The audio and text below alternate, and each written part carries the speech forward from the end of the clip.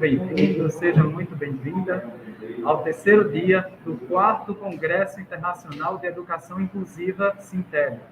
Nesta tarde, teremos a mesa redonda 4, Letramentos e Inclusão Educacional de Pessoas com Deficiência Intelectual. Convido neste momento o mediador Revskill François Alves Rodrigues. Seja bem-vindo, professor.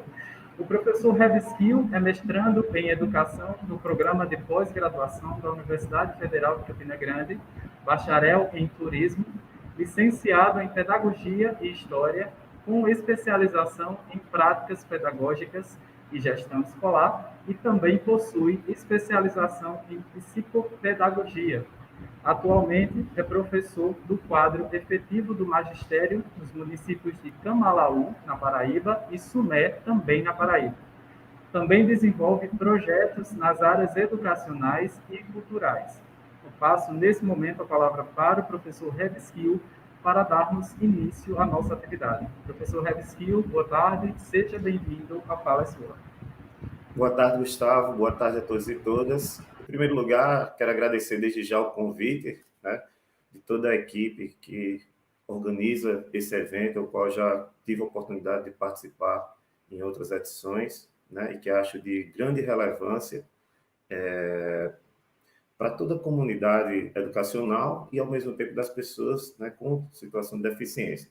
Bem, eu queria fazer minha audiodescrição, sou o Revskill François, estou aqui no município de Camalaú, estou trajando aqui uma blusa preta, faço uso de óculos, estou na minha sala de casa, aqui por trás de mim eu tenho uma tela que eu acho muito linda, do artista Jarrier Dantas, o artista paraibano nosso, que representa um pouco da nossa cultura popular, sobretudo trazendo a história aí do cangaço, uma perspectiva sobre o Lampião.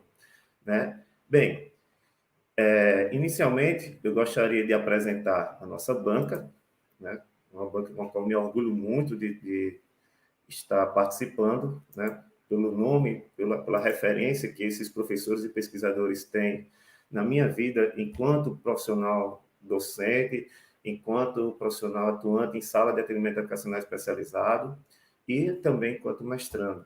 Então, desde já, vou apresentar aqui o professor Dr. Dorivaldo Salustiano, possui graduação em licenciatura plena em Pedagogia, mestrado em Educação Brasileira e doutorado em Educação Brasileira pela Universidade Federal do Ceará, faz parte do quadro efetivo de docentes do curso de Pedagogia e do Programa de Pós-Graduação em Educação da Unidade Acadêmica de Educação da Universidade Federal de Campina Grande. Ele tem experiência na área de educação com ênfase em Psicologia da Aprendizagem, atuando principalmente nos seguintes temas: letramento literário e apropriação da língua escrita por pessoas em situação de deficiência intelectual, deficiência, diversidade e inclusão. Também vamos contar nesse momento com a presença e a contribuição da nossa querida professora doutora Silvia Roberta da Mota Rocha, possui graduação em licenciatura plena em Pedagogia pela Universidade Federal da Paraíba, mestrado em Educação pela Universidade Federal do Rio Grande do Sul e doutorado em Educação Brasileira pela Universidade Federal do Ceará, com doutorado sanduíche da Universidade Laval, Canadá. Atualmente é professora titular da Universidade Federal da Paraíba e da Universidade Federal de Campina Grande. Tem experiência na área de educação, com ênfase em alfabetização e letramento, atuando principalmente nos seguintes temas: escolaridade do portador da APAE, Campina Grande, formação continuada de pais e professores, apropriação da língua escrita, currículo e mediação pedagógica. Ainda também vamos contar com a contribuição dessa grande professora e pesquisadora, a doutora Francisca Geni Lustosa, que possui graduação em Pedagogia, mestrado em Educação e doutorado em Educação pela Universidade Federal do Ceará e pós-doutorado pela UERJ. É membro do quadro docente da Faculdade de Educação da Universidade Federal do Ceará, bem como do Programa de Pós-Graduação em Educação, da universidade, também da mesma universidade. A professora Geni tem experiência na área de educação, com ênfase em educação inclusiva, atuando principalmente nos seguintes temas: práticas pedagógicas, deficiência intelectual, autismo e altas habilidades, superdotação. É coordenadora do grupo Pró Inclusão, pesquisa e estudos sobre educação inclusiva, práticas pedagógicas e formação de professores. É pesquisadora membro do Observatório Internacional de Inclusão, Interculturalidade e Inovação Pedagógica. Também é membro da Comissão de Direitos Humanos do Estado do Ceará e da Comissão de Direitos Humanos da UFC.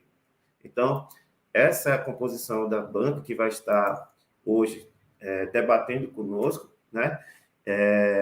Queria agradecer desde já também a participação e a presença, né, de todos aqueles que estão inseridos nesse momento conosco, além dos debatedores, vocês que são participantes, né, os congressistas. E, para introduzir esse debate, eu queria trazer uma fala aqui de Paulan Gomes, né, e Figueiredo, de 2010, que diz o seguinte, né? A pedagogia da negação é uma pedagogia em que o professor não reconhece a capacidade de aprendizagem do aluno com deficiência intelectual. Consequentemente, esse professor negligencia no seu ensino uma esfera absolutamente fundamental do desenvolvimento humano, né? Isto é, a esfera intelectual. Então, é sobre este, né, e outros aspectos da inclusão da pessoa com deficiência que a gente vai dar início agora, né, a partir da apresentação dos nossos participantes, né, a esse debate tão importante para esse público, sobretudo, né, e para aquelas pessoas que atuam diretamente com o público da educação inclusiva, na perspectiva inclusiva, né, sobretudo da situação de deficiência intelectual. Então, já gostaria de deixar a palavra nesse momento para que a professora Geni possa se apresentar, né? Seja bem-vinda, professora. É um prazer, mais uma vez, tê-la aqui conosco. Obrigada pela apresentação, tá? Calorosa, afetuosa. Boa tarde aos que escutam agora, né, a nossa apresentação. Eu desejo uma tarde de trabalho muito boa para a gente. Muito obrigada também pela citação que fez a outros importantes pesquisadores da área, né, que é o professor Jean Roberto Paulan, a professora Adriana Lima Verde e a professora Rita Vieira de Figueiredo, que são, né, colegas também que atuam nessa mesma linha que nós estamos. Eu saúdo aqui a todos, falo também, vou fazer minha audiodescrição. Eu sou uma mulher de mais ou menos 50 anos, eu tenho cabelo longo, volumoso, na altura dos ombros para longo, eu uso óculos de leitura nesse momento, me encontro com uma blusa azul, que tem um pequeno detalhe na frente, como um adesivo dourado. Estou usando fone de ouvido na cor branca e estou de batom bem vermelho, bem forte. E atrás de mim, eu me encontro no ambiente da minha residência, no meu gabinete de trabalho, e atrás de mim, como pano de fundo, eu tenho um quadro e algumas peças de madeira, né, que representam, inclusive são negras angolanas. E eu quero também aqui, depois da minha audiodescrição, falar da alegria desse convite, né?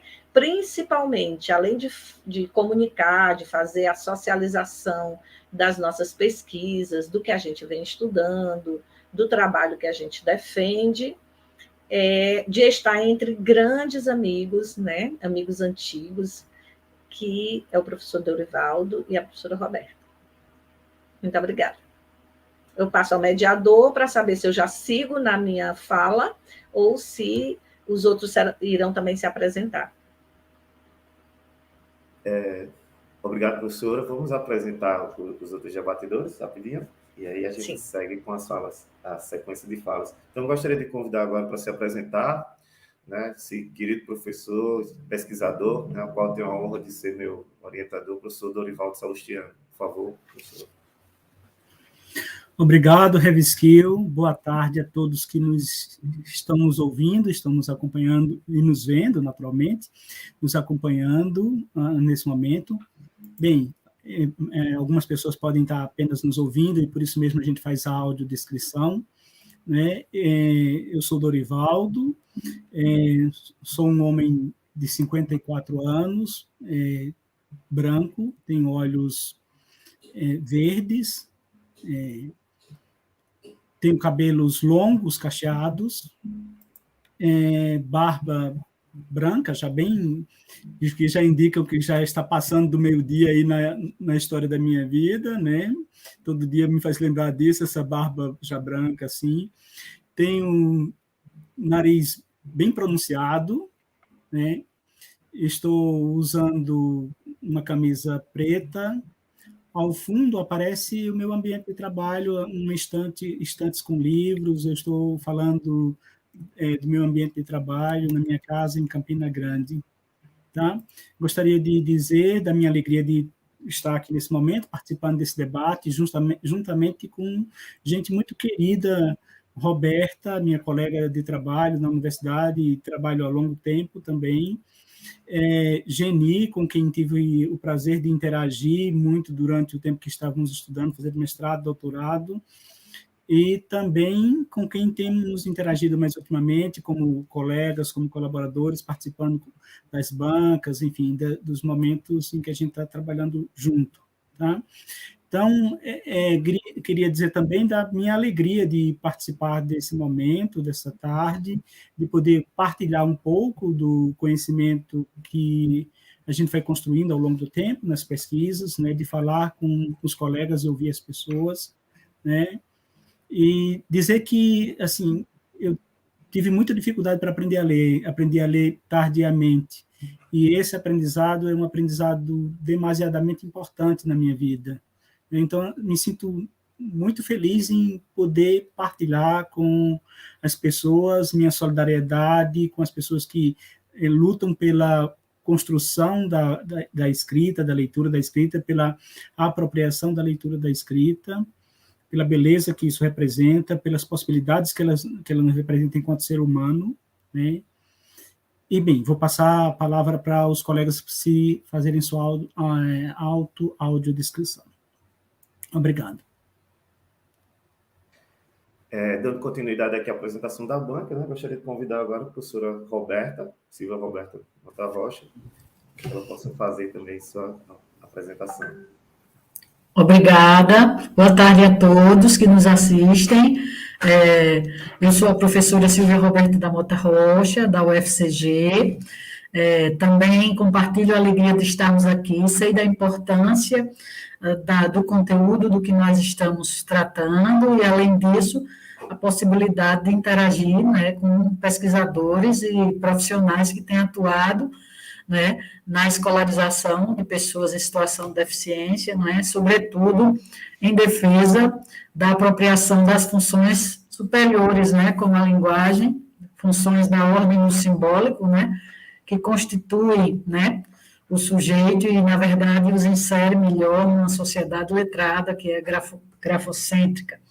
Eu estou também no meu ambiente de trabalho, estou com o cabelo preso, eu sou morena, estou com uma blusa azul, as minhas costas estão as estantes com o meu material de leitura e de trabalho. Desejo uma ótima tarde, que a gente possa fazer valer essa experiência conjunta. Maravilha, professora. Muito obrigado.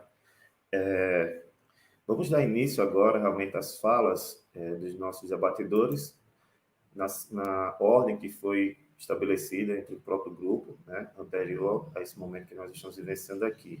Para iniciar a fala, queria trazer uma síntese de alguns levantamentos que podem contribuir com a discussão.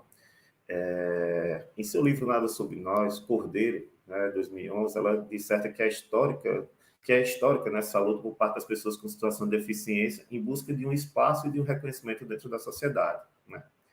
Aí Libânia, em 2003, vai dizer o seguinte, que a didática discorre que a escola é o ambiente no qual a aquisição e desenvolvimento do conhecimento formal se desenvolve a partir de práticas pedagógicas aplicadas por profissionais específicos, né, que atuam nesse ambiente.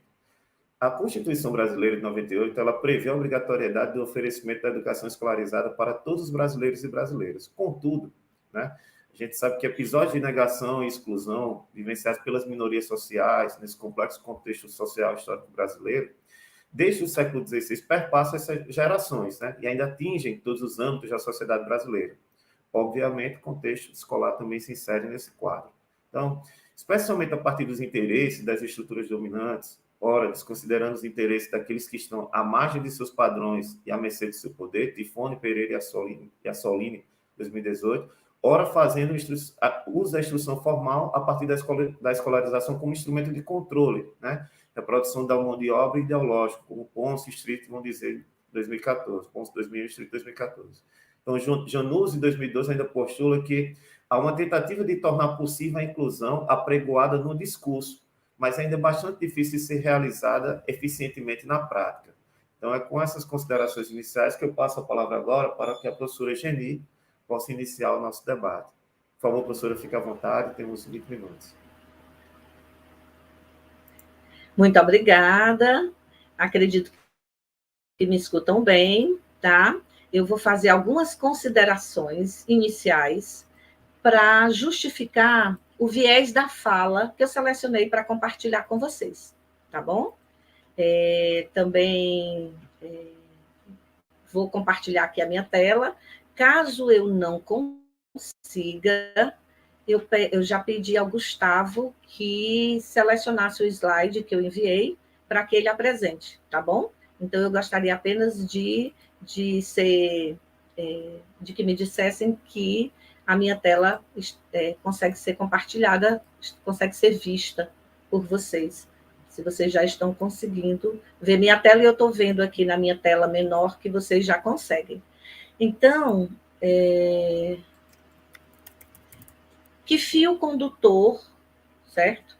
Eu puxei para esses 20 minutos de conversa, porque é um tempo muito pequeno. Eu preciso de uma sistematização, né, mínima, de uma comunicação em que vocês compreendam esse fio condutor da minha fala. E aí eu fiz algumas escolhas, tá? Considerando os trabalhos que eu conheço, que em curso da professora Roberta e do professor Dorivaldo Salustiano, então eu busquei conseguir uma complementaridade nas falas. Então, como eu pesquiso, né, em particular, os processos de aprendizagem e também as questões da cognição de estudantes com deficiência, e em particular eu trouxe aqui a deficiência intelectual, eu fiz uma escolha em falar um pouco sobre os processos de ensino e aprendizagem, refletindo em particular sobre a deficiência intelectual, e com menor foco nas questões de práticas ou da própria defesa da inclusão. Essas questões estão como alicerce para essa discussão. Mas aí eu quero chamar inicialmente quero fazer um destaque para algumas compreensões, tá? Uma delas, que eu escolhi falar um pouco sobre a deficiência intelectual em si, com esse foco, por conta das falas, dos ecos dos professores, dos estudantes em formação, de que gostariam sempre de saber mais, um pouco mais, sobre a deficiência intelectual em si. Esse é um aspecto. Porém, eu gostaria de dizer de que não acreditamos que podemos estudar apenas estudantes com deficiência intelectual. Esse estudante não existe. Não existe um estudante com deficiência intelectual. Portanto, eu não me formo, eu não tenho como estudar alfabetização de estudantes com deficiência intelectual, tão somente, porque é uma categoria inexistente do ponto de vista dos processos cognitivos. Não sei se vocês conseguem me entender, mas vou falar um pouco mais, tentando me fazer clara em relação a isso. Eu não tenho, quando eu olho para a minha sala de aula, quando eu organizo práticas alfabetizadoras e de letramento, dois processos indissociáveis do ponto de vista escolar, né? Porque eles são fenômenos que têm conceitos específicos, características específicas do ponto de vista, se eu estiver olhando, do plano social, do plano didático escolar em si. Porém, na escola de hoje, né, eles vão ocorrer interrelacionados. Um fomenta o outro, um se presta ao outro, um complementa o outro e um trata-se, portanto, de fenômenos que vão se potencializar. Uma outra discussão, aí por isso eu queria dizer, quando eu estou com esse estudante na minha sala de aula, como docente, como professora, eu não tenho um estudante com deficiência intelectual na minha frente. Eu tenho crianças em processo de aprendizagem.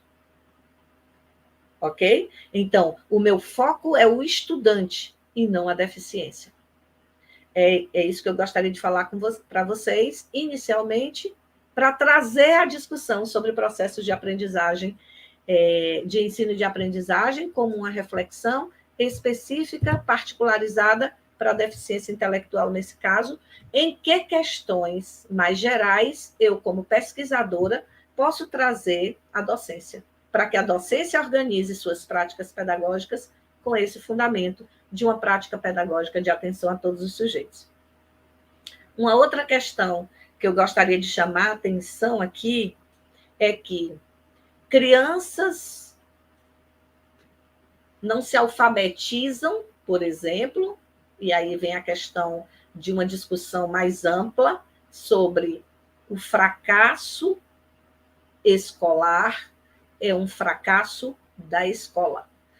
Cada vez que uma escola não consegue alfabetizar uma criança, quem fracassou foi a escola.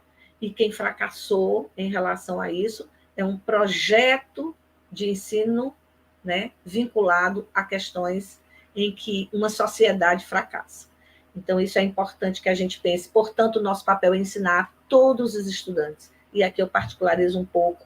Quem são essas crianças com deficiência intelectual que chegam à minha sala, em geral, mesmo sabendo que eu não tenho um estudante único e que eu não tenho um perfil único. Quando eu estudo o conceito sobre a deficiência intelectual, e aí esse é um exercício, um convite que eu faço a vocês, eu peço a vocês que pensem em todas as crianças a partir do funcionamento intelectual, e não somente as crianças com deficiência, tá bom? Então, o funcionamento intelectual das crianças com deficiência intelectual, ele vai ser significativamente um pouco inferior à média, e isso é real. Então, por melhor professor que eu seja, eu não mudo a condição da deficiência intelectual, e nem em relação ao autismo ou qualquer outra condição de deficiência, tá? Agora, eu mudo a funcionalidade intelectual desse sujeito, e isso é uma tarefa que nós precisamos fazer como professores. Esse é o meu foco. É uma criança que ela vai ter um atraso mais significativo no desenvolvimento do comportamento adaptativo. Por que eu acho importante trazer isso para a formação de professores, quando eu dialogo com professores? Porque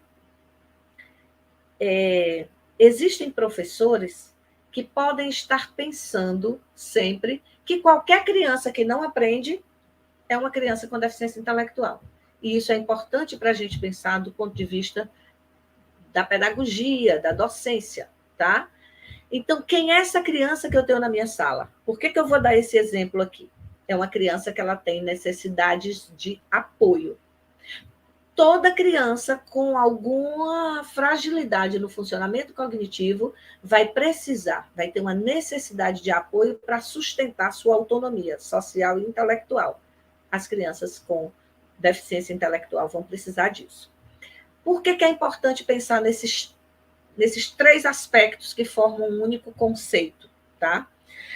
Porque às vezes tem professores que me dizem assim, professora Geni, eu acho que esse menino tem deficiência intelectual. E a gente vai avaliar a criança ou observar a sala de aula, e a gente, por exemplo, já tive a situação de uma professora dizer assim, começar os processos de avaliação, de conhecimento do estudante, da criança, e ela diz assim, você acredita, professora, que ele vem de bicicleta, atravessa 3 avenidas super perigosas, mas ele não aprende na escola. Então, essa criança tem deficiência intelectual? Muito provavelmente não.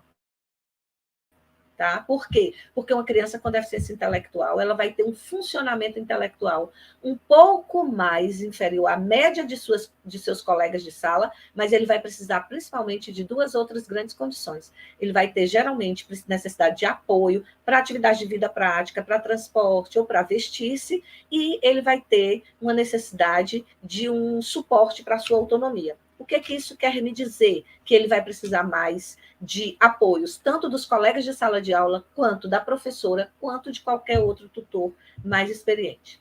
Queria dizer que essas referências elas estão presentes em associações americanas, internacionais, sobre pessoas com deficiência, e que elas nos servem de guia, tá?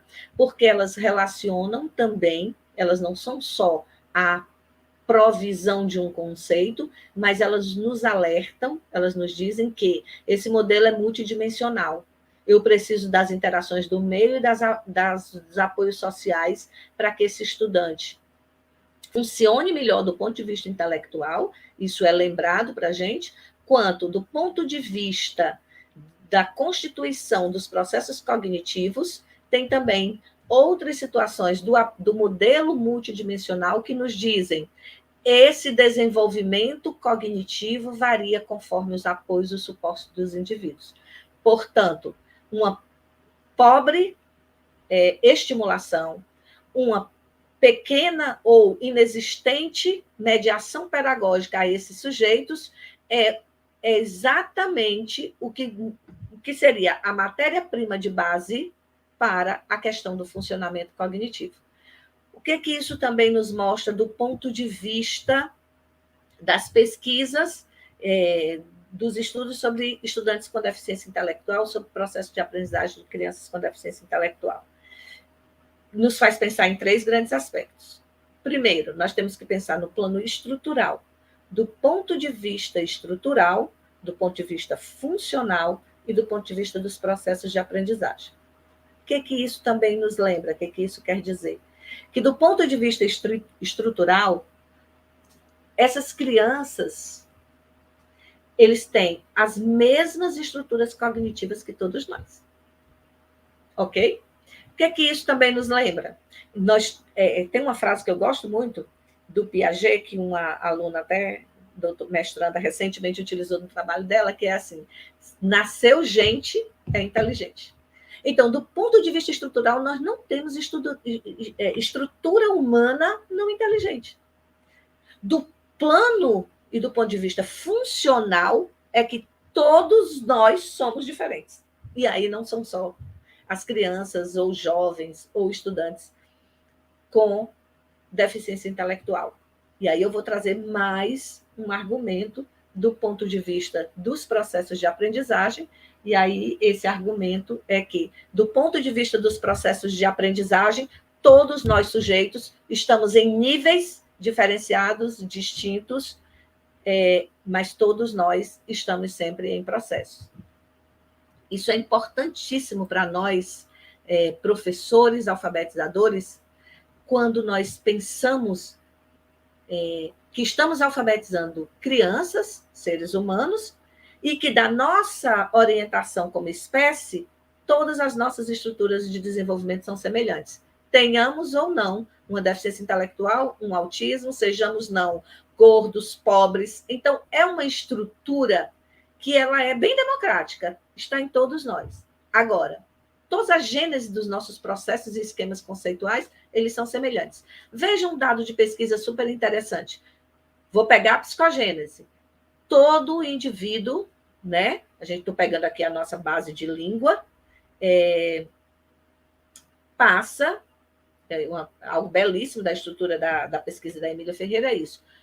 Toda criança, na minha sala de aula, tenha deficiência intelectual ou não, ela vai passar pelos mesmos níveis psicogenéticos da Emília Ferreira. Esse é um dado super importante da professora Rita Vieira, foi minha orientadora de pesquisa, em que a gente confirmou em larga escala no Brasil, aqui na UFC, nas nossas pesquisas, esse dado.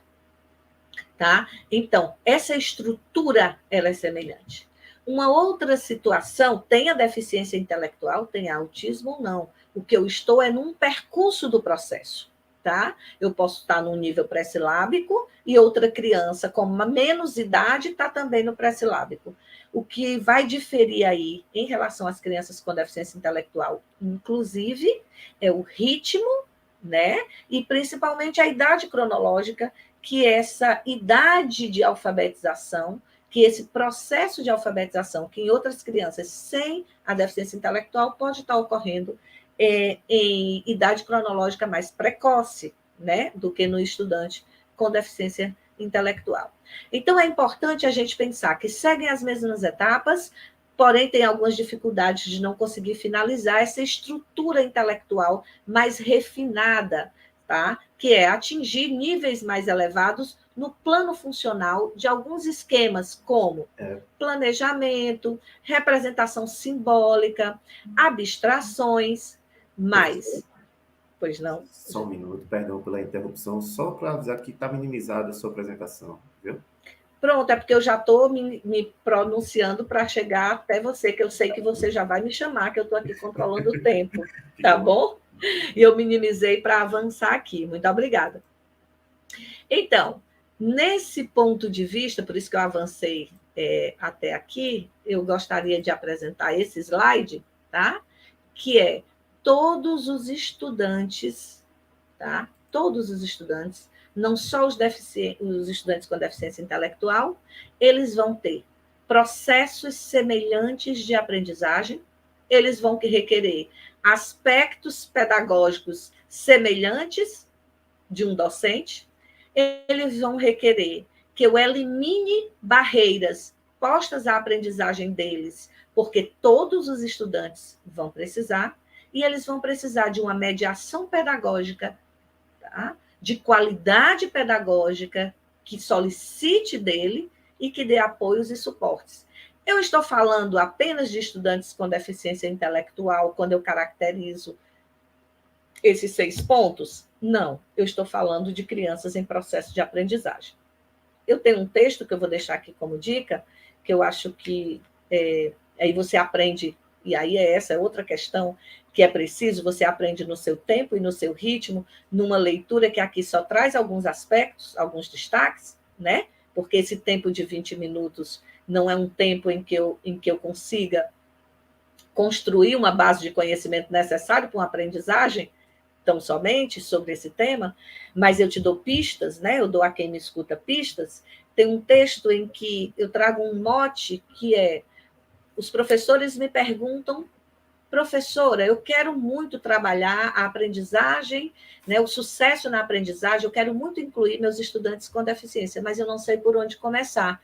E aí, do ponto de vista didático, que é esse que eu estou falando agora, eu não estou falando numa abordagem sociológica do ensino, tá? Eu estou falando da organização de práticas pedagógicas, do ponto de vista da organização didática em relação ao processo de aprendizagem que essas crianças manifestam em linhas gerais, como todo indivíduo de sua espécie. Por onde eu começo? Eu costumo dizer para os professores, costumo pensar assim, comece pelos níveis de aprendizagem dessa criança.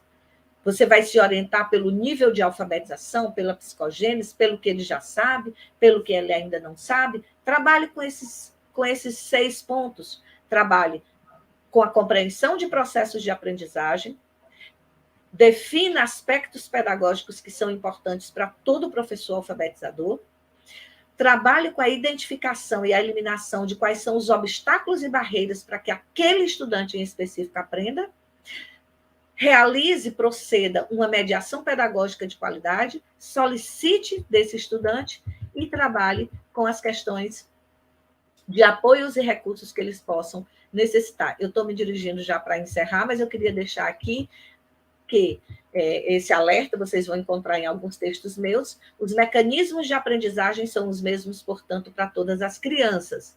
Agora, nós temos estudantes que podem ter fragilidades nesses mecanismos: motivação, atenção, memória, transferência e metacognição.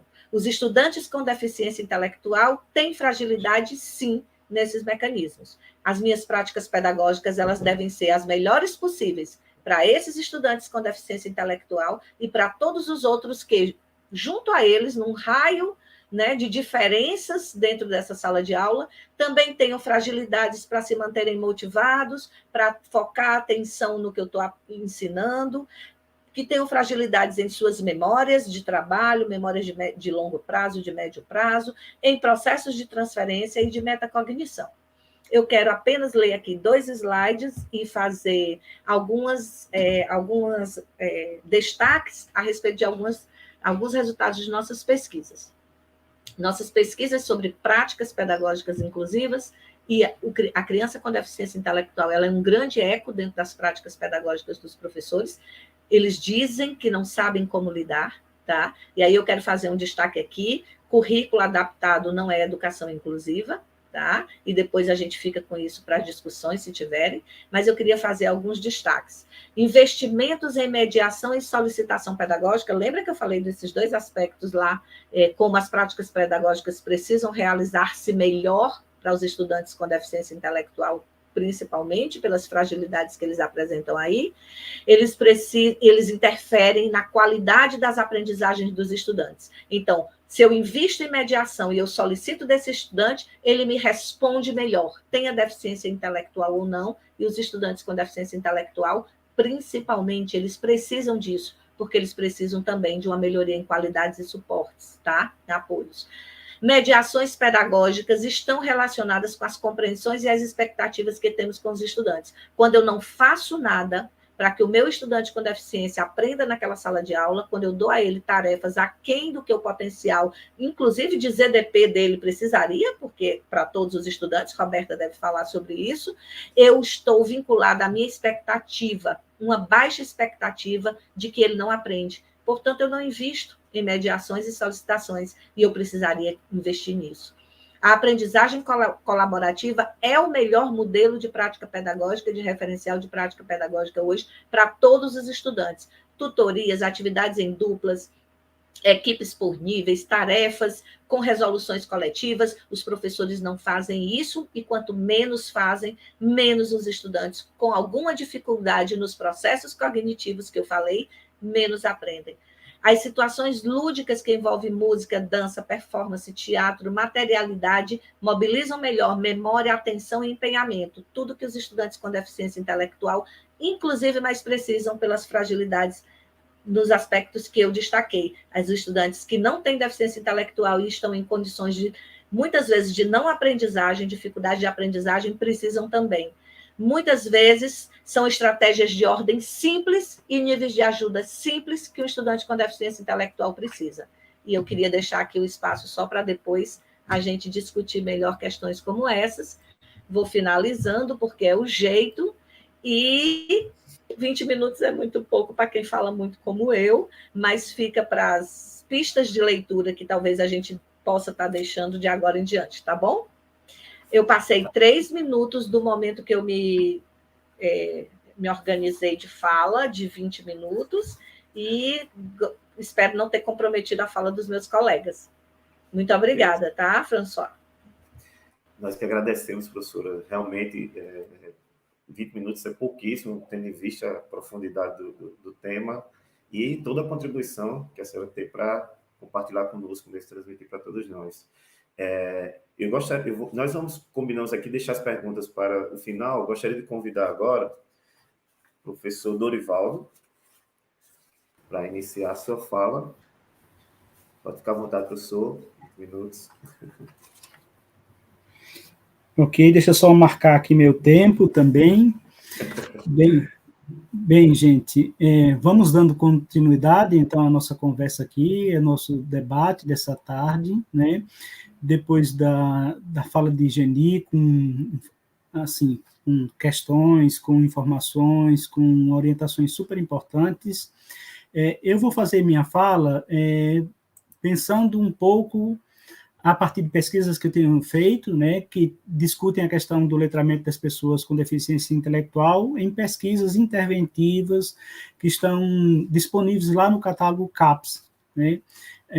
O portal da CAPES disponibiliza todas as pesquisas de mestrado e de doutorado das instituições brasileiras, e há, naturalmente, um crescente número de estudos, né, sobre as pessoas com deficiência intelectual, sobretudo a partir da adoção de uma política de educação especial na perspectiva da educação inclusiva.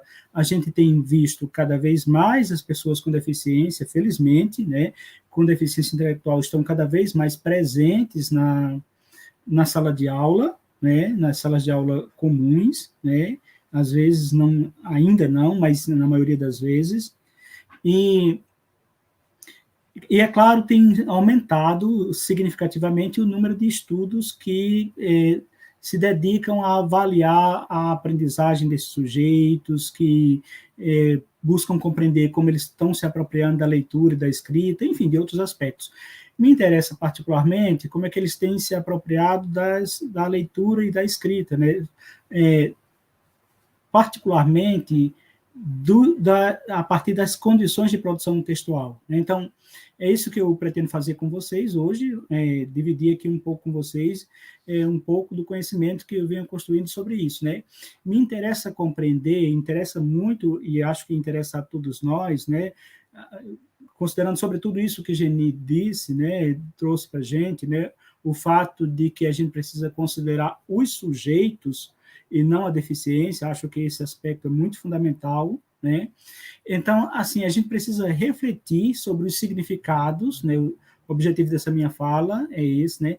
Sobre os significados das pesquisas interventivas acerca da produção textual e letramento das pessoas com deficiência intelectual lá nesse banco de dados, né?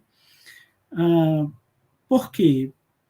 Porque a gente vai expor isso mais adiante, né? Vai expor com mais detalhes, mas muito frequentemente a gente tem pesquisas que ou concluem, digamos, de forma fácil, que todas as pessoas com deficiência intelectual desenvolvem igualmente todas as aprendizagens, sem às vezes oferecer suficiente comprovação, ou então o contrário, né, que adota uma perspectiva de que as pessoas com deficiência intelectual não são capazes de construir conhecimento ou têm muitas dificuldades na construção do conhecimento. Obviamente, os aspectos que Geni levantou, estou de acordo com eles são super importantes, são observações super importantes, né? Mas, então, eu vou refletir um pouco a partir desse nosso contexto aqui, né? O que é que eu estou fazendo em algumas pesquisas, né? Estou querendo compreender se as condições que foram propostas são pesquisas interventivas com alunos em situação de deficiência intelectual, né? Se as pesquisas interventivas, se as condições de produção textual que foram propostas para esses sujeitos, se elas ajudam, de fato, a se apropriar da língua escrita, se elas contribuem para se apropriar da língua escrita, né? Se contribuem para produzir textos, para aprender a ler, escrever, enfim, né? Eu não vou falar conceitualmente de letramento, vou falar de letramento nesse sentido amplo, nesse sentido lato, né? Na medida em que as pessoas estão se apropriando de práticas de leitura e escrita, estão interagindo com o texto, naturalmente estão passando por processos de letramento, né?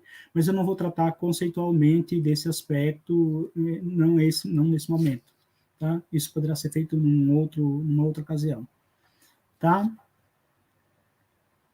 Acho que é muito importante ainda a gente ter estudos sistemáticos sobre o que essas pesquisas têm revelado, né? O que é que tem sido encontrado, né? Acho que precisa ter uma visão de conjunto, né?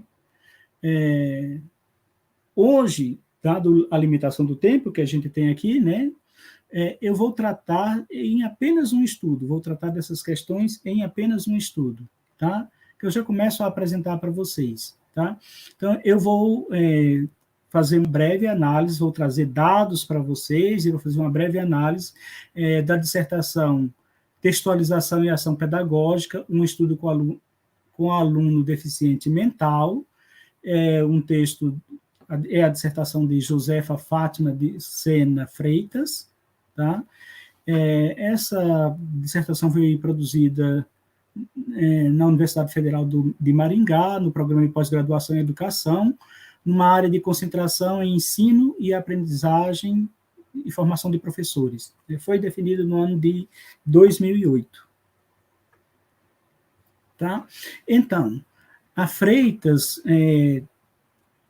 colocou como objeto da pesquisa dela, da pesquisa de mestrado, estudar como objetivo, na verdade, estudar a linguagem e a mediação necessárias para a produção textual, bem como colaborar com os jovens e adultos na internalização do processo de aprendizagem da escrita. Então, é isso que ela estabeleceu como objetivo geral do estudo dela. Tá? Vejamos o que ela fez, então, que práticas ela produziu, que tipo de atividade ela desenvolveu para atender esses objetivos. Tá? Inicialmente, vou falar um pouco dos referenciais teóricos, né? Claro que todo estudo depende dos referenciais teóricos, né? Então, todo o trabalho de Freitas está baseado numa uma abordagem, numa teoria histórico-cultural, né? Que ela cita como principais autores Vygotsky, Luria, Leontiev e outros, né? E também fundamenta o trabalho dela em uma concepção interacionista de linguagem e de ensino de língua, e cita como autores Bakhtin, Azeredo, Naspolini, Pécora e outros. Tá? São esses autores que servem de base para ela pensar na produção textual dos alunos.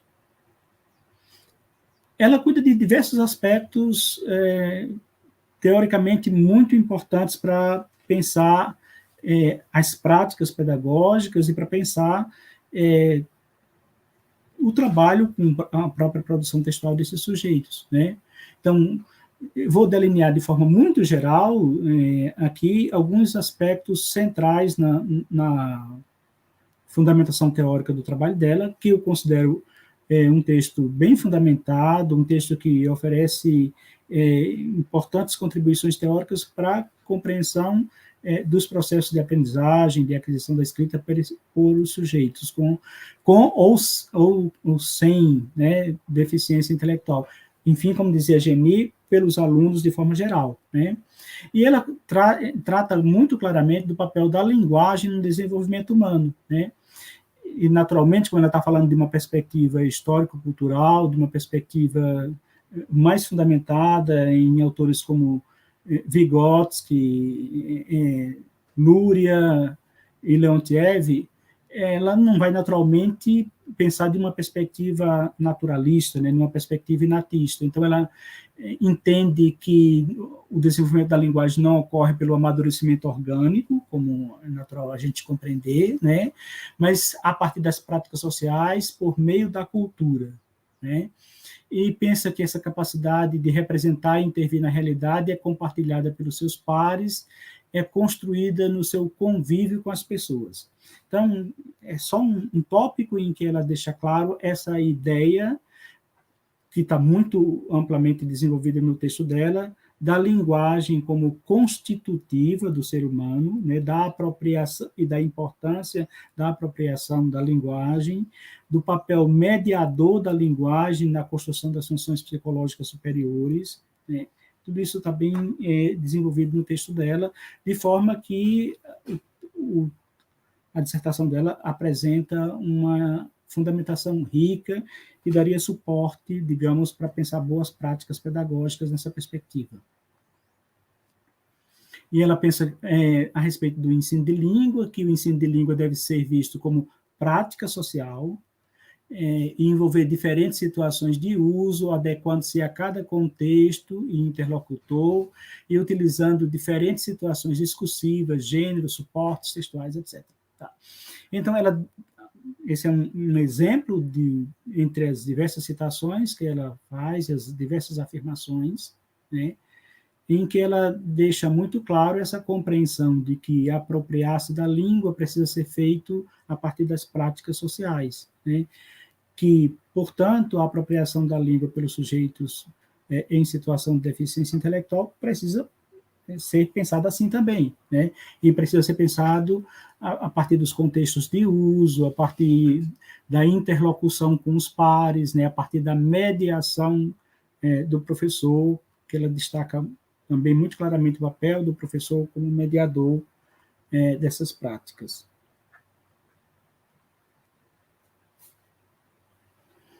Ela diz que é importante compreender o aluno com deficiência mental, é assim que ela nomeia na maior parte do tempo, como um indivíduo social que depende das mediações recebidas em seu ambiente físico e social, e poderá acionar mecanismos compensatórios que entram em conflito com o meio externo. Ela está discutindo aqui, trazendo a questão, a ideia que Vygotsky discutiu em seus estudos, em seus trabalhos, a ideia de que as pessoas com deficiência intelectual ou com deficiência em geral podem se beneficiar de mecanismos compensatórios, né, que de alguma forma compensaria a deficiência. Então, ela traz isso como elemento da discussão do texto dela também. Tá? E aí eu já passo um pouco... Ela traz vários outros aspectos teóricos que são importantes para levar em consideração, né? Ela discute a noção de zona de desenvolvimento proximal como sendo fundamental para o trabalho, para a mediação pedagógica na sala de aula com os alunos com deficiência intelectual. Ela discute a ideia de conceitos espontâneos e conceitos científicos, ela enfatiza o papel da escola na construção de conhecimento, de conceitos científicos. Então, todos esses aspectos estão pensados teoricamente no texto dela. Tá?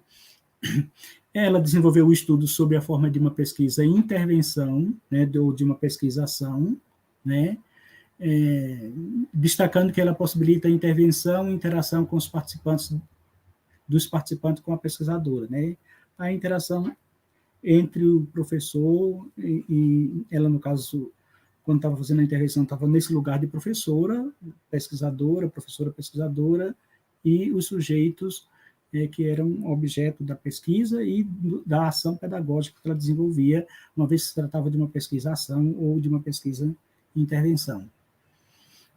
Essa pesquisa foi realizada no Centro Estadual de Educação Básica para Jovens e Adultos de Maringá.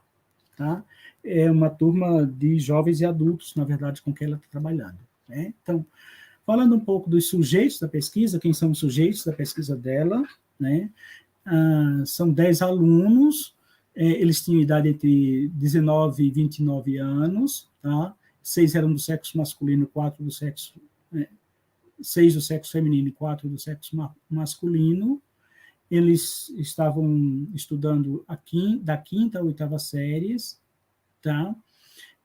Um critério que ela estabeleceu para a seleção dos sujeitos era que eles teriam que ter 3 anos na educação especial, deviam ser pessoas com diagnóstico de deficiência mental, e ela os nomeou, né, usou como codinomes Pedras Preciosas para as meninas e para os rapazes e as moças, e nomes de planetas, Pedras Preciosas para as moças e nome de planeta para os rapazes. Tá? Bem, eu vou falar um pouco das estratégias de ação, particularmente da intervenção pedagógica. Tá? Então, ela, na verdade, desenvolveu um conjunto de atividades amplo, né, que eu não vou ler e discutir todos, né, porque não há tempo para isso, né, mas vou só lembrar que ela iniciou com uma produção textual sem mediação, que tinha o propósito de ver inicialmente a produção dos alunos, que em nível estava essa produção, depois ela passou a fazer uma produção textual com mediação, que é a partir disso que eu vou fazer algumas análises adiante, né, ela... Nessa parte da produção textual com mediação, ela tratou da descrição oral de uma tela artística com mediação da pesquisadora e a escrita de texto com base na descrição da tela oral. Então, o que ela fez? Apresentou... Professor, temos 5 minutos, tá? Ok. Ela apresentou uma tela e, em seguida, trabalhou a produção textual a partir dessa tela. Depois ela fez aulas teóricas, aulas com poema, depois aulas teóricas com produção textual, tipologia textual, reescrita textual e produção de textos. Foram essas as principais atividades que ela desenvolveu. Tá? Continuando. Bem, essa é a tela que ela levou para os alunos, né, para analisar e para produzir textos a partir delas. E então eu passo para a análise dos dados, né? Então, para a gente produzir um texto, há algumas condições que precisam estar presentes na produção de qualquer texto para qualquer pessoa ser minimamente competente na produção desse texto. Então, me interessa muito compreender se as condições dadas para os sujeitos produzirem os textos eram condições favoráveis à produção de texto, ou eram condições que dificultavam por si próprias a produção dos textos, né? E uma dessas condições, né, é o que dizer ou como dizer, né? Assim, o Geraldi discute bem essa condição. Ele diz: para a gente produzir um texto, a gente tem que ter o que dizer, a gente precisa saber como vai falar, né? E aí eu trago o exemplo de como ela fez, como ela interagiu com os sujeitos nesse sentido, né? Então, ela diz: agora é o momento de escrever. Pense olhando na tela e planeje um título para o texto. Então, título, vamos escrever a introdução, pense nas questões, quem é o personagem, seu nome, idade, onde ele está, local, é um jardim, uma praça, outros, enfim. Pensa no desenvolvimento do texto e também na situação final do texto. Vocês irão escrever uma situação final, um fim para a sua história. Como vocês irão terminá-lo? De que maneira? Alegre, triste e tal. Enfim, de que forma vocês vão fazer? Então, essa, digamos, é o tipo de informação, esse é um exemplo, há muitos dessa natureza, né, que ela dá para produzir o texto. Tá? Então, para ajudar o aluno a ter o que dizer, ela desenvolveu esse tipo de interação. Chama a atenção o fato de que ela está sempre chamando a atenção para aspectos formais do texto, né? Então, ela está falando em aspectos como desenvolvimento, introdução, personagem, né? São aspectos formais de um texto, né? Depois, outras condições que são fundamentais, né? É a quem dizer, né? Para eu produzir um texto, eu preciso saber para quem eu me dirijo, né? Se eu não tenho um destinatário do texto, eu posso até ter o que dizer, posso saber sobre um assunto, mas eu não penso em me comunicar com alguém, eu não tenho um propósito comunicativo, então não tenho a quem dizer. Na análise da atividade que a gente fez, não aparece, e deixa eu só recordar para vocês, estou focando, não estou analisando o conjunto das atividades dela, estou analisando essa aqui, tá? Não estou analisando tudo isso. Tá?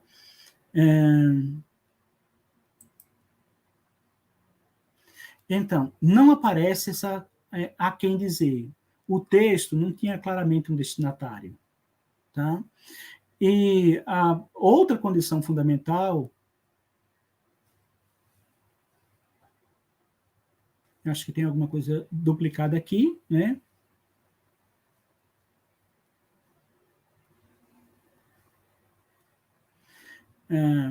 Outra questão fundamental é por que dizer, né? Por que escrever o texto? Qual o motivo de escrever o texto? Né? Quando a gente escreve um texto, a gente tem um motivo para escrevê-lo, né? Ela fala na fundamentação teórica de que os textos devem ser situados, devem fazer uso da escrita de forma funcional, né? Mas aqui a atividade assume esse caráter escolar e ela não fica claro por que os alunos têm que escrever, né? Eles têm que escrever porque têm que aprender. O texto não tem uma função comunicativa para além dele próprio, né? A esfera de suporte de circulação é outro aspecto super importante, né? Onde o texto vai circular? Qual vai ser o suporte? Ele vai ser apresentado num jornal? Vai ser numa revista? Ele vai ser exposto no mural na escola? Qual é o suporte? Qual é o espaço de circulação? Isso também não fica claro. Os alunos levaram o texto para casa, foi isso que aconteceu, né? Então, assim, não tinha claramente um espaço de circulação social da escrita, né? E constituir-se como autor do que diz, que é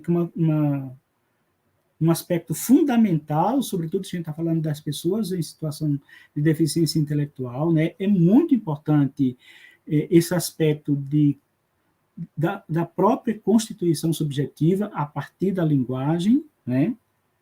Estou vendo aqui meu tempo, vou me encaminhando para concluir. Tá? Isso não está claro, suficientemente claro, né? Porque pouco se fala dos próprios sujeitos. Curiosamente, as crianças, ao longo das falas das crianças, elas se posicionam, elas dizem coisas interessantes, mas essas coisas não foram tomadas como objeto de análise, como expressão do lugar, como expressão da história, como expressão da singularidade, digamos, dos sujeitos, né? Isso não foi objeto de análise, tá? Vou seguindo, aqui aparece rapidamente quando ela analisa os textos, né? Então, após a produção dos textos com mediação, ela faz uma análise desses textos, né? E então, o que é que temos aqui? Aspectos linguísticos como pontuação, acentuação, concordância, ortografia, linguagem, influência e afluência da oralidade na escrita, a silhueta do texto, e aqui a gente tem vários aspectos, rupturas do pensamento, coerência, né? Então, vocês podem verificar aqui vários aspectos, sempre muito formais, da escrita, né, que são pensados nesse momento, que são avaliados, né? A escrita dos sujeitos foi avaliado nesses aspectos, sobretudo nesses aspectos.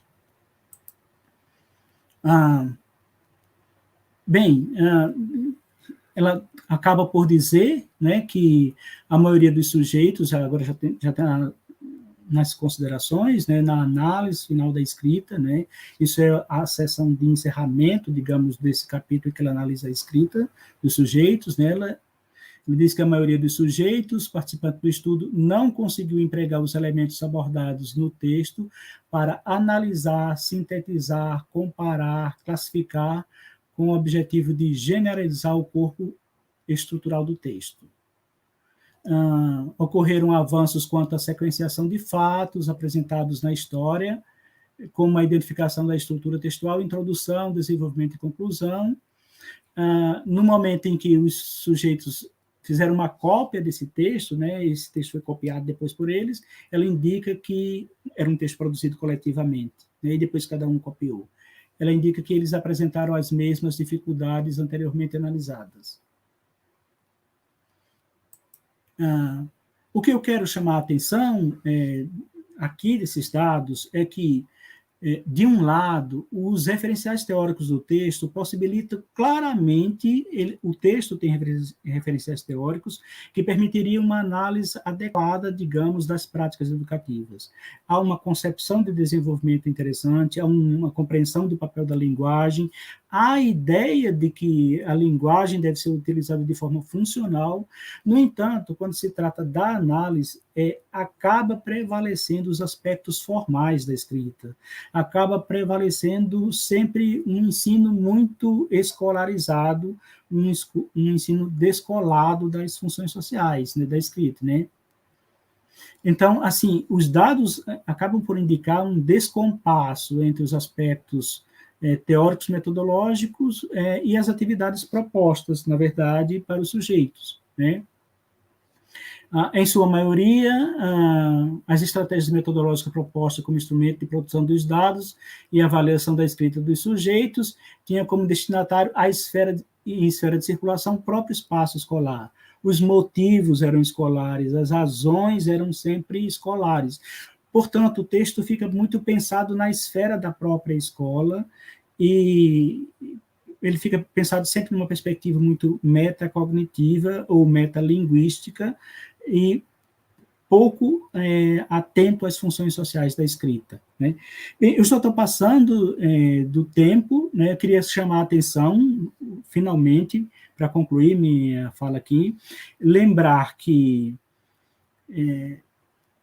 esse tipo de abordagem é preocupante porque acaba por representar uma imagem das pessoas com deficiência intelectual muito deficitária, muito a partir de uma perspectiva capacitista, embora a autora não demonstre isso ao longo do texto, né, mas resulta numa forma de compreensão que pensa o desenvolvimento desses sujeitos, da escrita, da apropriação da linguagem, sempre tomando muito por referência os sujeitos ditos normais e numa perspectiva que compara um sujeito com o outro. Então, a referência é sempre o desenvolvimento do ponto de vista dos sujeitos ditos normais, né? E acho que esse tipo de resultado é problemático, ele merece ser refletido, a gente precisa ter uma visão de conjunto de como é que têm sido essas pesquisas, do que elas têm revelado, para que a gente possa ter uma compreensão melhor dos sujeitos, das possibilidades de aprendizagem da escrita e de interação com a escrita das pessoas com deficiência intelectual. Eu paro por aqui, na verdade já estou concluindo, e agradeço a oportunidade de falar, a gente pode discutir alguns aspectos mais adiante. Tá? Muito obrigado. Nós que agradecemos, professor Dorivaldo, sempre um prazer, riquíssima sua contribuição, e gostaríamos agora de passar a palavra à professora Silvia Roberta da Mota Rocha. Professora, fique à vontade. Mais uma vez, um grande prazer. 20 minutos, tá? Tá. Ok. Você pode me dizer se minha tela está aparecendo? Está sim, professora. Está ótimo, viu? Então, boa tarde a todos. Já cumprimentei, né, dando continuidade. Eu vou fazer a apresentação de uma parte da análise dos dados, de uma investigação que eu tenho feito juntamente com um grupo de profissionais de 2 cidades aqui da Paraíba, de pequeno porte, as quais não vou nomear, considerando o teor de risco que envolve pesquisar os processos de escolarização em relação com a leitura e a escrita na escola pública por sujeitos em situação de deficiência intelectual, mas, na verdade, fazemos a pesquisa com 20 sujeitos, dos quais alguns em situação de deficiência intelectual, outros não, mas todos em situação de barbárie, né? Vou começar dizendo como que o nazismo se caracterizou como uma produção social, expressão literal da barbárie, né? Aí a gente tem o decreto que Hitler publicou na Alemanha em 1939, né? Justamente fundamentado na eugenia, né? E na dimensão do capacitismo que as sociedades ocidentais vivenciaram na Segunda Guerra Mundial e muito recentemente, agora atualmente, com uma reincidência bastante problemática. Então, essas pessoas em situação de deficiência foram mortas, né, pelo nazismo, né, Hitler decretou a morte piedosa para pessoas que tinham uma vida sem valor, uma vida inútil de ser vivida. Esse é Tito, um dos sujeitos em situação de deficiência física, no livro, na publicação de Maynard, que foi, infelizmente, assassinado pelo programa T4. Então, o conceito de barbárie, né? Com essa onomatopeia, os gregos exprimiam a forma de falar dos persas e assim nasceu a palavra bárbaro. Ela se generalizou e acabou designando de maneira pejorativa que não é grego e, portanto, não é civilizado. O bárbaro tem aparência de humana, né, mas é radicalmente outro que não é o verdadeiro ser humano, e logo pode ser tratado como objeto. Em particular, ele pode ser escravizado. Justamente a eugenia e o capacitismo nascem, não é, justamente a partir do que eles consideravam uma crise de humanidade. A barbárie é, portanto, uma construção social fundamentada em éticas fascistas de governos totalitários, expressa o desejo e a autorização da sociedade para a eliminação física e simbólica do outro. É o desejo de eliminação do outro por não controlar as pulsões infantis no trato com a frustração, né? Já nos assinala a dor.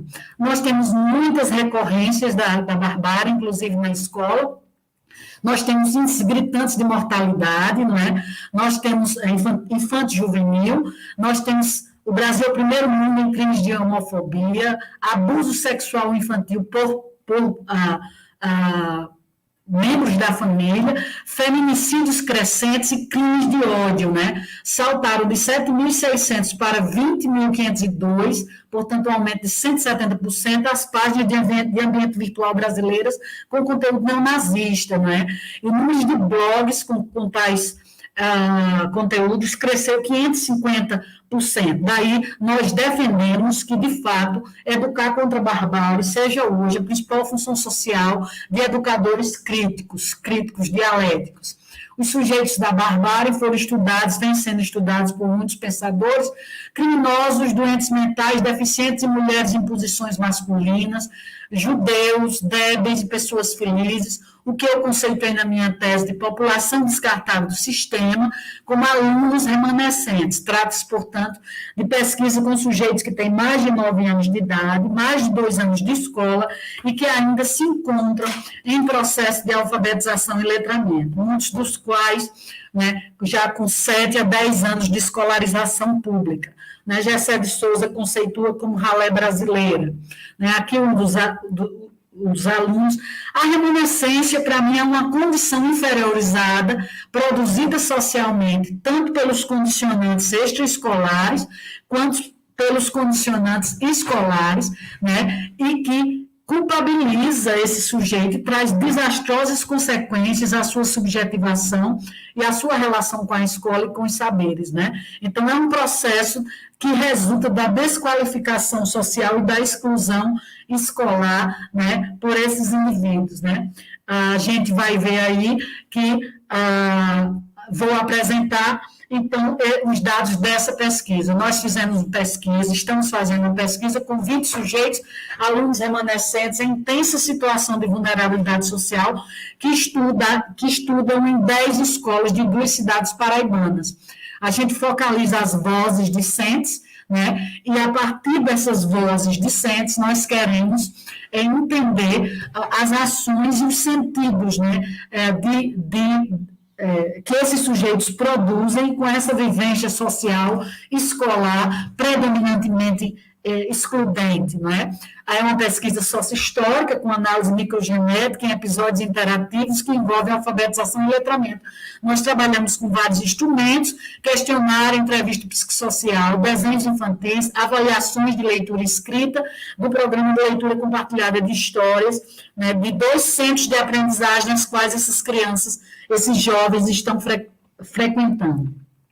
Aí nós temos aí algumas produções de dados, né? A pesquisa ela está fundamentada na perspectiva de exclusão e deficiência como construção social e no paradigma da capacidade jurídica das pessoas com deficiência, no paradigma da educação contra a barbárie, no paradigma da relação com o saber, na perspectiva dialógica de alfabetização e letramento, aí com os novos estudos do letramento e a psicogênese, na abordagem socio-histórica de aprendizagem.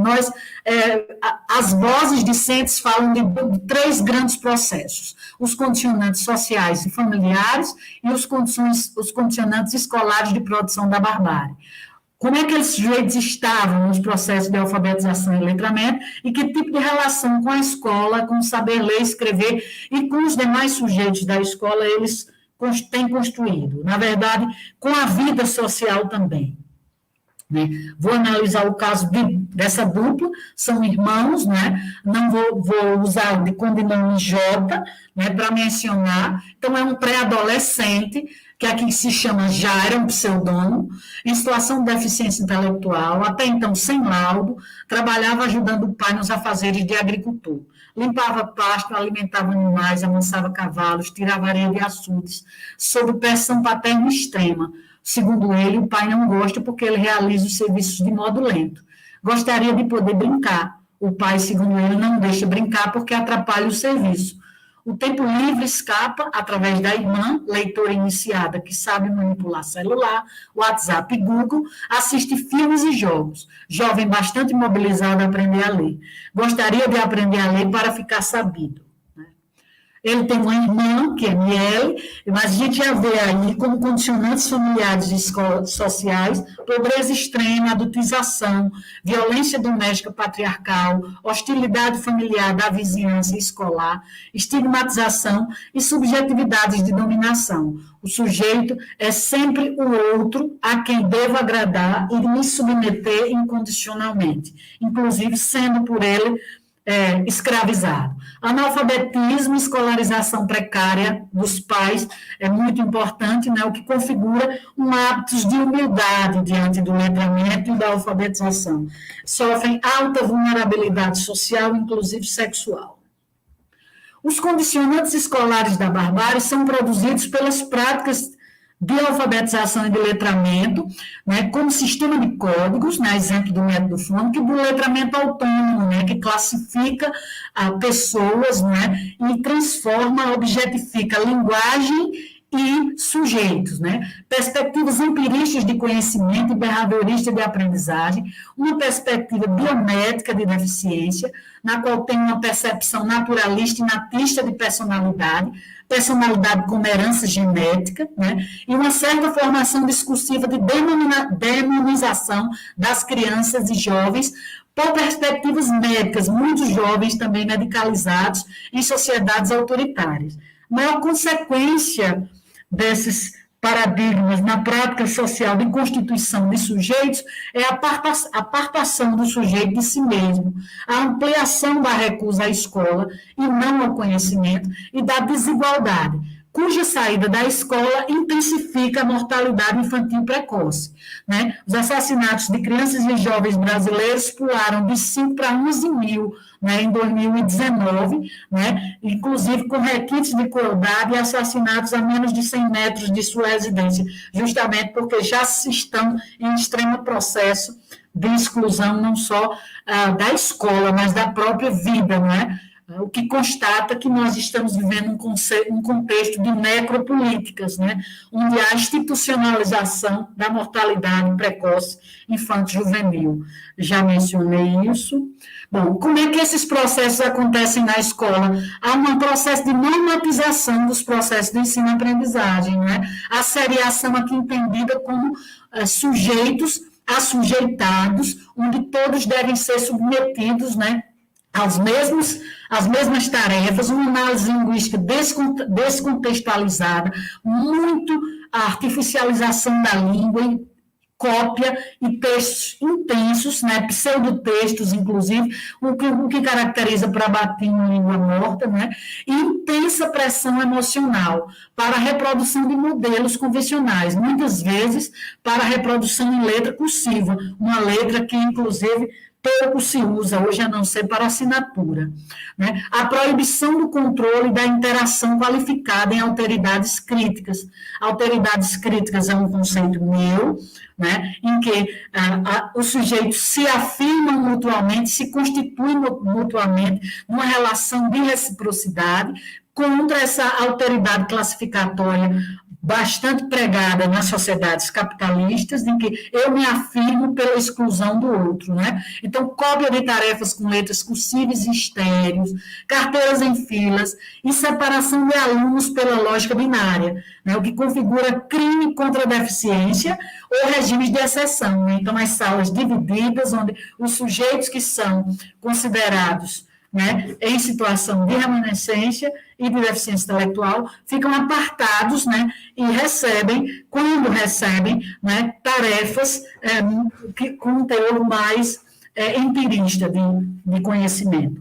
Pouquíssimos artefatos culturais numa língua viva, né, estou dizendo aí literatura infantil e jogos linguísticos, existem, mas são poucos usados nas práticas de ensino. Há também, no caso de uma das cidades que tem uma experiência mais rural, a intensa mais-valia do trabalho docente.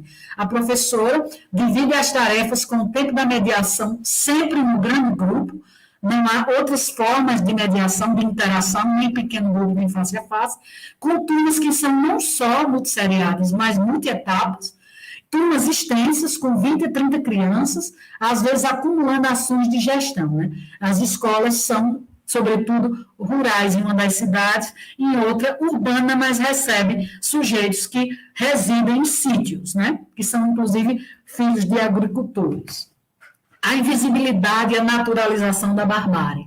Aí um longo tempo de escolarização, sem mediação pedagógica face a face qualificada por profissionais. Então, os alunos ficam muitas vezes, entre aspas, esquecidos, né, e com ociosidade, quando não com tarefas profundamente violentas do ponto de vista, inclusive, dos seus processos de aprendizagem. Predominou a mediação com os pares em casa e na escola. Quem ainda nos ajuda, tanto na escola como em casa, são os pares, irmãos ou colegas, né? E, no caso desse sujeito, a ausência do dever de casa, por ele estar em situação de deficiência, o que também configura crime contra a deficiência. Uma predominante hostilidade escolar pela intensa violência física, verbal ou simbólica em relações pedagógicas autoritárias.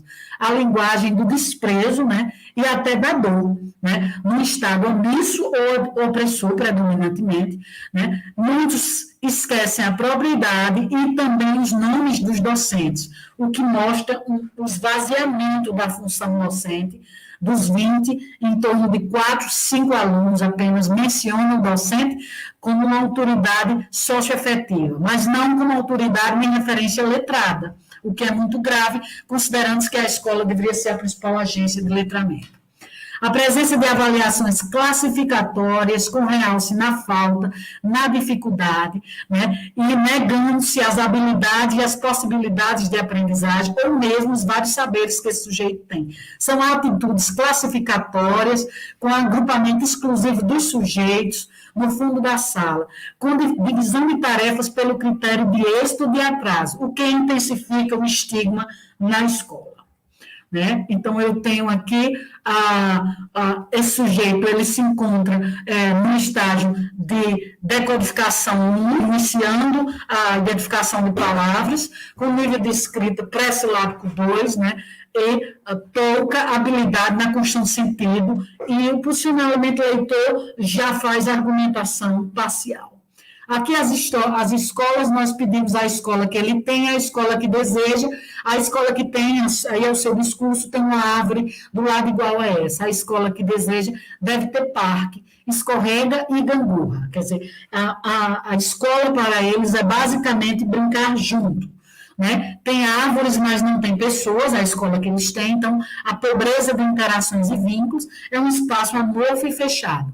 A escola que deseja ser um espaço de brincar, de viver a infância proibida, eu pergunto, muito provavelmente sim.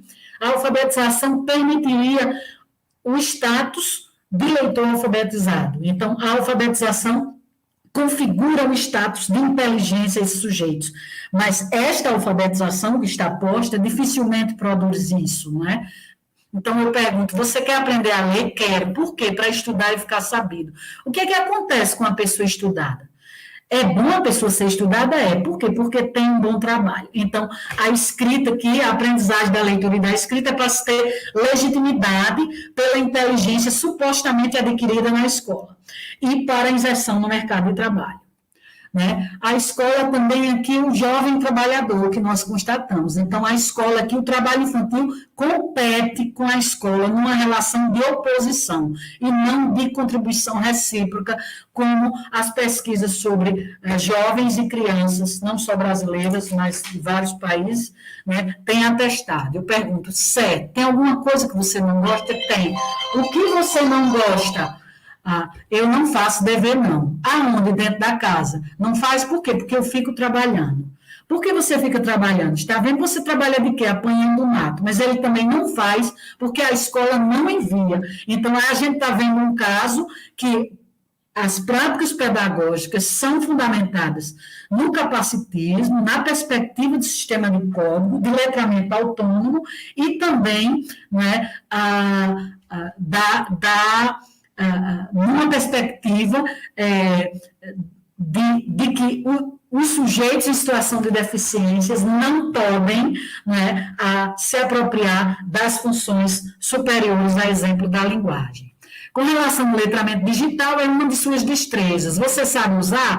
Sei. Você usa o computador para quê? Para ver os negócios da vaquejada.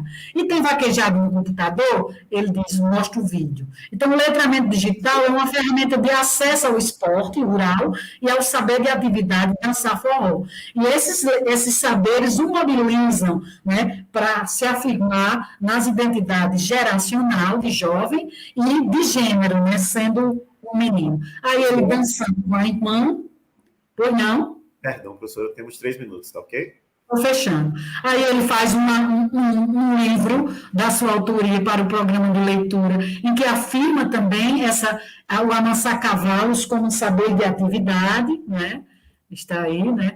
Os objetivos para o trabalho psicopedagógico com ele seriam interditar os processos de violência simbólica para a ressignificação de subjetividades e de sentidos da escola, né? Superar essas subjetividades de dominação em prol de subjetividades de resistência e de projetos, atuar nos processos de alfabetização e letramento, melhorar o reconto, construir a análise na decodificação, construir a fonetização na escrita e inserir sujeito numa rede de proteção, protegendo contra os demais efeitos da barbárie em curso, né, pelo acompanhamento dos sistemas. Então, o que a minha pesquisa até agora confirma é conhecimento sim, escola autoritária não. Então, a mobilização do sujeito para a alfabetização e o letramento, mesmo numa posição subjetiva de reprodutor do conhecimento, condição esta produzida principalmente pelas práticas escolares, né? Que aí objetificam o sujeito e a linguagem, né, pelos processos de violência simbólica aí, conceito este de Bourdieu. Há saberes dos universos doméstico e rural no trato com animais, sobretudo no dançar, no cantar forró, no se deslocar no entorno da comunidade em que vive, fazendo mandados, compras, porque muitos dirigem. Há um tipo de relação com a escola, né, em que há um início da mobilização, né, o que para a entrada na ordem simbólica, que significa a passagem do eu empírico, o eu portador de experiências, para o eu epistêmico, esse eu que está em situação de gestão dos processos de ensino-aprendizagem, sendo um sujeito ativo e socialmente constituído. Bom, outras ações são importantes, a transformação dos valores, né, dessa nossa cultura anticapacitista, né, que defende a higienização social, os regimes de exceção, o enfrentamento da lógica de concorrência de jovens, né, combate a essas avaliações estandartizadas. Para Charlot é preciso fazer esse desarmamento geral contra a juventude. É preciso ampliar a função social da escola, pertencimento com protagonismo letrado, sendo autor do seu próprio livro, autoria como autorrepresentação e reconhecimento, construir uma avaliação multidimensional, colaborativa e prospectiva, ampliar as políticas inclusivas e a qualificação dos operadores do direito, apostar na consciência infanto-juvenil. Por isso que os dados e pesquisas como estes atuam como ação de resistência. Concluí.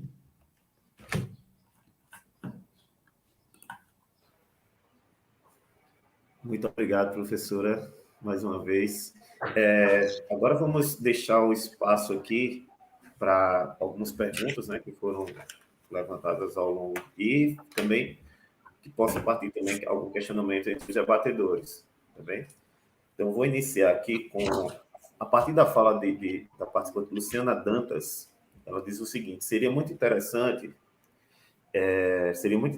aprofundar posteriormente nessa questão. Adaptações do currículo não é inclusão, na fala da professora Geni. E aí eu levantei a questão baseada a partir da fala de Luciana, dizendo o seguinte: qualquer professor pode ficar livre para responder, inclusive. A questão da adaptação curricular e a questão da adaptação metodológica ainda são um tabu, ainda são complexitudes que existem, que permeiam o espaço escolar.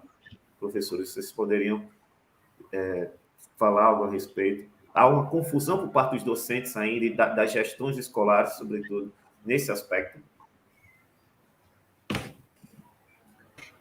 Eu posso conversar, uma vez que fui eu que provoquei de propósito. Isso foi proposital. Eu lancei a semente para ser provocada a poder me dar tempo para falar, porque eu não teria o tempo para falar sobre isso. Então, assim, e não dá para falar em professores em formação inicial e continuada que possam estar aqui com a gente e não mexer, não problematizar as práticas já existentes, inclusive nutridas pelos sistemas de ensino, equivocadamente nutridas pelos sistemas de ensino. Também porque nós temos hoje algumas tendências, perspectivas dentro da defesa da inclusão. Existem pessoas, né, pesquisadores, que vão defender a adaptação curricular. E existe uma linha de pesquisadores, da qual eu me posiciono intencionalmente, claramente definida, que é contra a adaptação curricular. A adaptação curricular não se liga aos princípios de inclusão contemporâneos e aqui defendemos. A adaptação curricular foi estratégia de políticas educacionais integracionistas, daquelas datadas da década de 70, 80, até o início, né, o início dos anos 2000, e que nós conseguimos por abaixo, com esclarecimentos, com lucidez teórica, conceitual, com avanço das pesquisas. Posso completar? Se a gente pensa... Segregacionistas... Terminou? É porque parou, né, o áudio? Sim, pode. Não, desculpa, pode continuar. Deu uma paradinha. Mas, Roberta, eu fecho agora e te passo, porque eu vou adorar essa sua complementação, inclusive. Então, se eu não defendo práticas segregacionistas, eu não defendo práticas segregacionistas em nenhuma dimensão, inclusive no currículo, que Roberta também sabe falar lindamente sobre isso, melhor até do que eu. Tem uma dimensão de dados de pesquisa meu que dizem que nós temos uma dupla dimensão de exclusão que nós precisamos ser contra. Uma no exterior do sistema de ensino, quando os estudantes estavam fora e não era permitido vir. Se somos contra, inclusive, um retorno de uma política atual, que está suspensa no STF, por conta de nossa militância, inclusive, porque não queremos escola segregacionista. Então, nós temos uma dupla exclusão. Aquela que a gente é contra, estando fora do sistema de ensino, mas uma que existe, pode vir a existir, no interior do sistema de ensino. Essa nós também somos contra.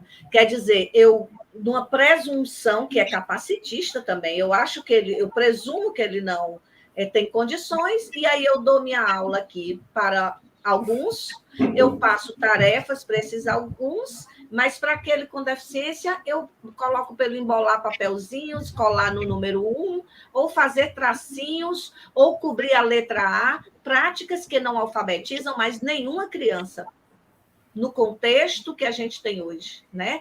Quanto mais, quem mais precisa de contextualização, de todas as práticas de letramentos que nós falamos aqui, né? Uma outra questão que isso é muito importante, que aí por isso ela não é porque ela é uma discriminação negativa. É uma discriminação que coloca o sujeito não em função de melhor participar do currículo da escola. Eu tenho que adaptar recursos, tecnologias assistivas, o tempo, eu tenho que dar mais tempo se um estudante precisa, eu tenho que flexibilizar, eu tenho que diversificar minhas metodologias e não o currículo para esse estudante. Só assim, mas você pode procurar isso em textos, leituras, inclusive pensar sobre isso à luz do que Silvia Roberta acabou de falar. Por exemplo, eu estou com o eco da última fala, Dorivaldo também puxou aspectos muito importantes do ponto de vista do ensino da linguagem e do letramento em si, e também, assim, algumas práticas alfabetizadoras não conduzem os estudantes a alfabetizar-se, principalmente na perspectiva do letramento, porque a escola tradicional fez uma alfabetização precária de nós todos, com base em codificação e decodificação de sílabas e letras.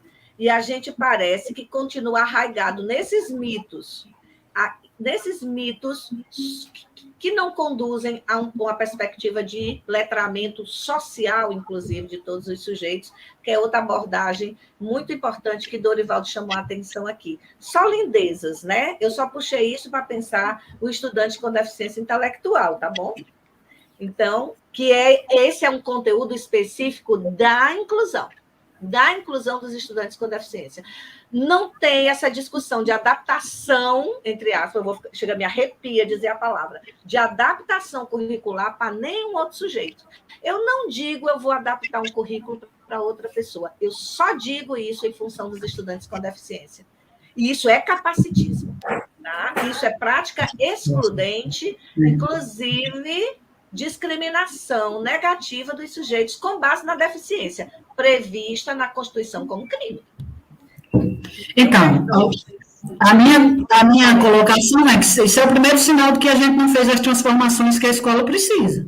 Porque se a gente estiver pensando no ensino de base socio-histórica, nós vamos fazer intervenções específicas em processos de integração e em processos de diferenciação na escola, mas que o critério não seja estar ou não em situação de deficiência.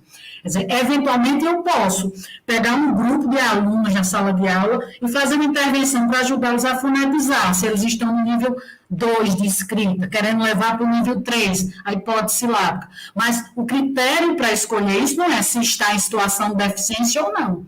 Porque se no ensino socio-histórico, você vai precisar considerar, como você bem citou, né, as condições de aprendizagem, né, e não só as zonas de desenvolvimento real, mas construir e intervir nessa zona de desenvolvimento potencial. Na verdade, nós precisamos reconstruir essa concepção de seriação que nós temos. Porque a ideia de seriação ela foi constituída na escolarização de massas, que parte do pressuposto de que todos os alunos aprendem, né, estão no mesmo momento do percurso, do mesmo modo, com o mesmo estilo. Né? Na verdade, a gente precisa entender a seriação como um compartilhar de sujeitos, mas sujeitos que estão em tempos, em momentos, em processos distintos. Né? Então, a gente precisa reconfigurar essa dimensão de seriação que a escolarização de massas nos trouxe e que as avaliações estandardizadas hoje, né, que defendem, né, o êxito, a gente está vendo aí não só adaptações, problemas de adaptação. Então, para mim, a adaptação, essa é uma palavra proibida, porque eu entendo que todo bom ensino vai cuidar, né, de visibilizar adequadamente aquele sujeito, não só em suas dimensões cognitivas, metacognitivas, mas em outras dimensões, como interesses, né? Essa pesquisa que eu trouxe mostra claramente, né, que é um problema de privação de mediação, que esse menino passou 8, 10 anos na escola sem ter sido visibilizado. E quando é visibilizado violentamente. Quer dizer, escola para quê? Escola como? Escola que é obrigatória para produzir esse tipo de violência. Como nós vamos pensar em universalização do ensino com essas práticas? Então, as transformações que nós precisamos fazer não são transformações para alunos em situação de deficiência, são transformações para uma escola estéril, que está aí, que tem muito o que fazer se a gente quiser acolher, né, e cuidar, do ponto de vista ético, de evitar a mortalidade precoce desses sujeitos. Que a gente sabe que esses sujeitos, saindo da escola, sofrerão muito mais a vulnerabilidade, tá certo? E o genocídio, ou serem entregues aos setores repressivos do sistema, que é como a gente está vendo aí, né? Não tem mais aquele interesse em cuidar dessa população, porque, do ponto de vista do capitalismo, não será uma população produtiva para o sistema. Né? Então, a gente precisa repensar, ressignificar o sentido da escola e do papel docente, ajudando esses sujeitos a também se ressignificarem a partir de práticas pedagógicas crítico-dialéticas. Bem, pessoal, eu quero agradecer. Infelizmente, o nosso tempo está sendo encerrado devido à sequência da programação. Queria sintetizar aqui um pouquinho, vários questionamentos aqui levantados, porque realmente ter a oportunidade de ter 3 pessoas como vocês, assim, ao mesmo tempo, para dialogar sobre questões tão profundas, realmente, um dia eu acho que seria pouco. Então, já quero agradecer mais uma vez a presença de todos, a participação e o fato de vocês abraçarem, né, mais uma vez, essa causa do Sinted, né? Agradeço mais uma vez o convite a mim feito para participar aqui enquanto ainda um iniciante pesquisador, né, enquanto mestrando do programa da UFCG, e dizer que foi uma honra realmente estar com vocês nessa tarde, compartilhar, poder ouvir, né, um pouco de tudo que vocês têm para nos ensinar e contribuir com a ciência, com a educação, sobretudo, e agora, como eu percebi a sinonimia na fala de vocês, né? A educação para todos, e não realmente pautada em uma pessoa específica ou tal, e sim, no momento de o olhar que deve ser direcionado no momento da prática para essa pessoa de uma forma individual. Então, o que ficou frisado aqui, em síntese, para mim, foi, né? Eu percebi em todas as falas uma visão focada na pessoa e não na deficiência. Eu acho que isso é um papel importante que nós, enquanto docentes, devemos ter. O fracasso escolar não é um fracasso da escola meramente, e sim um fracasso de uma sociedade, de um Estado que não se pauta em realmente trazer uma educação para além da barbárie, né, que rompa com a barbárie, como disse a professora Roberta Montarrocha. Essa relevância, né, desse olhar, as subjetividades e o foco das atividades significativas, como disse o professor Dorivaldo. Então, eu acho que o letramento,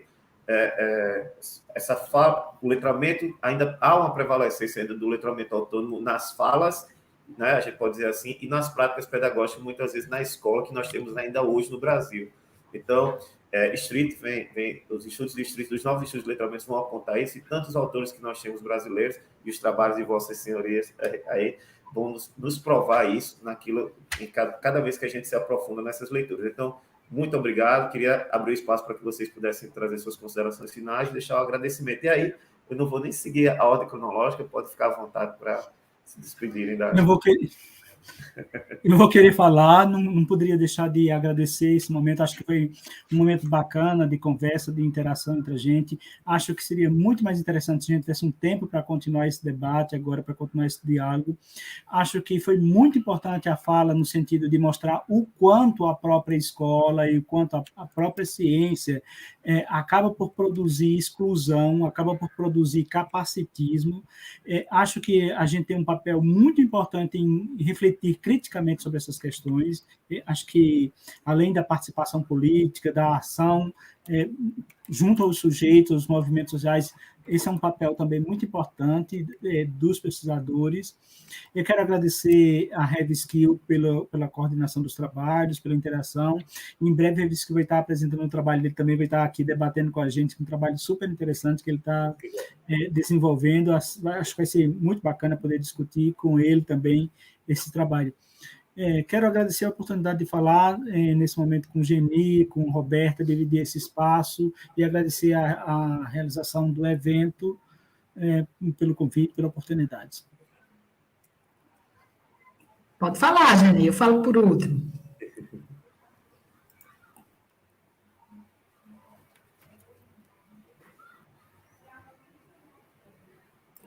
Está sem áudio. Obrigado, professor Geni. Pronto, desculpe. Como professores dessa importante universidade aí, né, eu acho...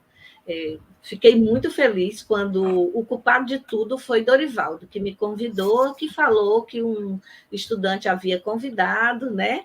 E eu fiquei muito feliz, o que me fez aceitar assim, de pronto, né? Nós estamos todos com muito trabalho nesse momento, mas foi realmente estar com você e Dorivaldo. Porque eu já tive...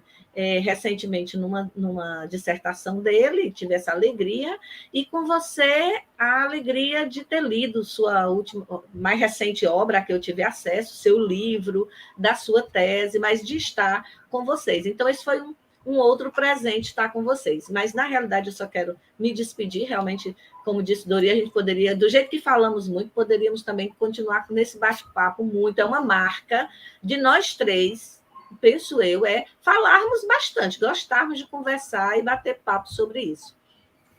Mas eu queria deixar aqui a divulgação dos meus grupos nas redes sociais e dizer que só essa fala não representa, né, tudo que a gente vem produzindo e que vocês podem acessar. É importante que façam isso, como que aqui tenha sido pistas e um convite à leitura das nossas obras, de Dori, de Silvia, de Silvia Roberta e meus também, dos meus grupos, nossos orientandos. E aí, convidar para ir no nosso Instagram, eu vou saber quem está assistindo, porque vai chegar lá uma consulta, um seguir lá no nosso Instagram. Então, é @proinclusão, tudo junto, _UFC, que é a universidade que eu sou vinculada. E o nosso site é www.proinclusão.ufc.br. Mas no Instagram, você já consegue localizar depois site e outras formas. E quero também de nos acessar e entrar em contato com a gente. Nós temos muitos textos lá. E quero também deixar aqui uma live que ocorreu ontem sobre alfabetização, não voltada a crianças com deficiência intelectual, mas alfabetização como processo maior, para todos os sujeitos, da professora Socorro Alencar. Está lá no nosso canal do Proinclusão, foi linda. Também deixar o convite a vocês para irem lá na UFC, conversar com a gente no nosso canal de bate-papo. Lá eu acho que a gente pode ter até mais tempo, conversar bem muito. Mas muito obrigada. Feliz pelo convite. Okay, também, não vou ser repetitiva, agradecer a oportunidade e que a gente possa se encontrar mais à frente. Parabenizar Eduardo, a equipe, agradecer Dorival pelo convite também, e a coordenação do François, do tradutor e todos que se esforçaram, Gustavo, pela produção desse momento. Agradecer também aos tradutores de Libras. Obrigado. Isso mesmo. Então, agradecemos as participações dos professores aqui neste momento, a presença e participação de vocês. Agradeço também aos intérpretes, Neemias e Luiz. Lembrando que nossa programação segue até o dia 13 de novembro. Agora, às 15h50, pontualmente, nós teremos mais atividades. O acesso é pelo site. Então, aguardo todos vocês lá. Um abraço, se cuidem e até a próxima. Tchau, tchau.